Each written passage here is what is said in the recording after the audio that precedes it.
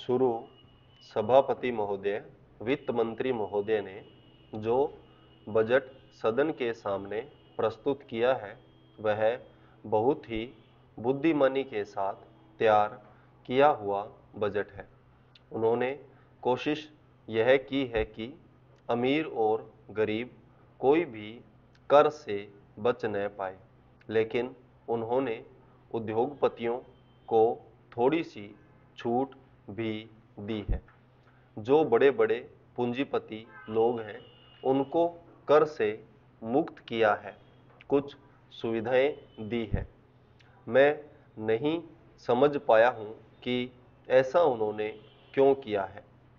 वह जो चाहेंगे उसको करेंगे, लेकिन मैं भी जो सोचता हूँ उसको आपके सामने रखना चाहता हूँ।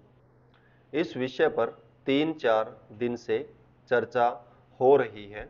मैंने उसको सुना है। इस या उस पक्ष के किसी भी माननीय सदस्य ने यह निवेदन नहीं किया है कि खाद और पंपिंग सेट के ऊपर जो कर लगाया गया है वह उचित है। सभी ने यह कहा है कि उसको माफ कर दिया जाना चाहिए। जब सारे सदन के लोग, सभी प्रतिनिधि एक आवाज से कहते हैं कि खाद और पंपिंग सेट के ऊपर कर न लगाया जाए, तो मैं समझता हूँ कि उनको इस बात को मान लेना चाहिए। ऐसी कोई बात नहीं की जानी चाहिए जिससे किसान रुष्ट हों, उनके उत्पादन में बाधा पड़े। भारत गांवों में बसता है। 80% लोग गांवों में रहते हैं। हम गांधी जी के विचारों का अनुपालन करते हैं।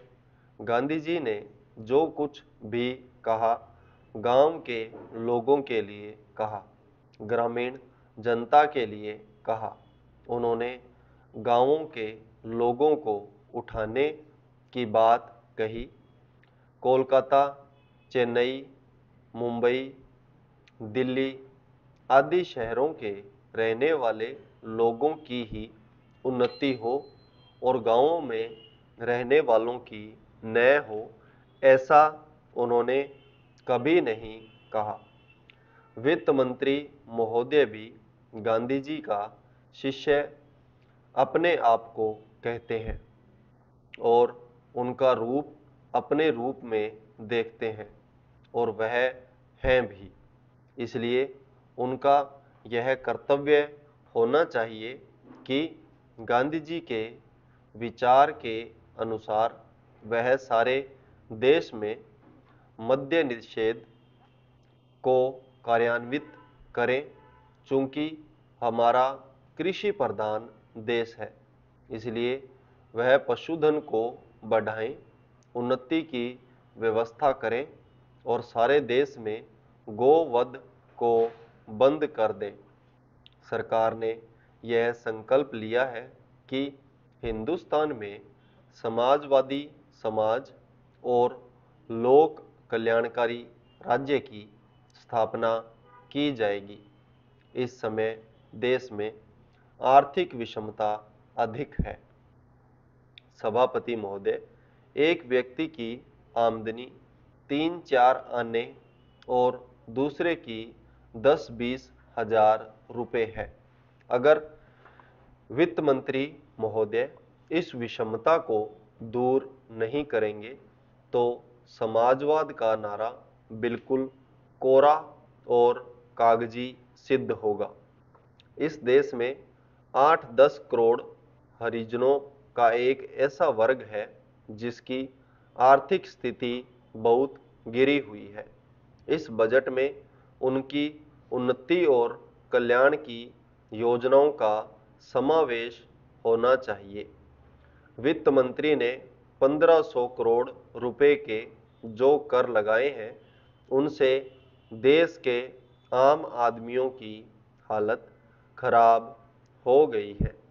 मुझे इस बात की बड़ी प्रसन्नता है कि योजना के अंतर्गत देश में विकास कार्य हो रहा है और अब हम इस दिशा में जो कुछ कर पाए हैं वह प्रशंसनीय है। लेकिन मुझे दुख के साथ कहना पड़ रहा है, जहां कृषि के क्षेत्र में उत्पादन बढ़ रहा है, उद्योग के क्षेत्र में उत्पादन बढ़ रहा है, देश की संपत्ति बढ़ रही है, हर आदमी की औसत आय भी बढ़ रही है, फिर भी हमारे यहाँ की पुरानी गरीबी बिल्कुल नहीं हटी है।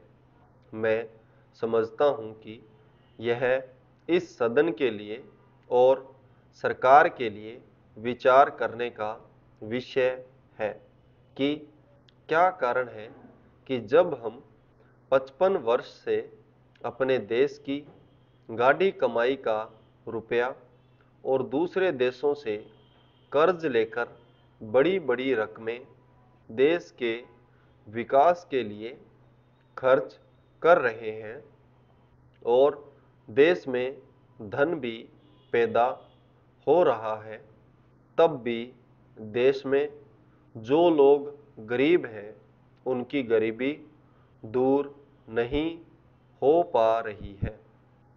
क्या यह आश्चर्य की बात नहीं है? मैं समझता हूँ कि इस पर विचार किया जाए। यह ठीक है कि हम समाजवाद के रास्ते पर जा रहे हैं, लेकिन समाजवाद के रास्ते पर ठीक ठाक चलें तो भी यह अनुमान नहीं लगा पाते कि कितने वर्षों में हमारे देश की गरीबी दूर होगी। यह ठीक है कि हम योजना के तरीके पर काम कर रहे हैं, लेकिन इस बात को देखने की आवश्यकता अब पैदा हो गई है कि देश में जो धन पैदा होता है वह कहाँ जाता है। इतनी प्रगति होने पर भी हम देखते हैं कि गरीबी दूर नहीं हो पा रही है। गरीबों को खाने के लिए अन्न नहीं मिलता, पहनने के लिए कपड़ा नहीं मिलता। इसका क्या कारण है? यह गंभीरतापूर्वक सोचने की बात है। यह समस्या समाजवाद का प्रस्ताव पास करने से ही हल नहीं होगी। संपूर्ण विराम।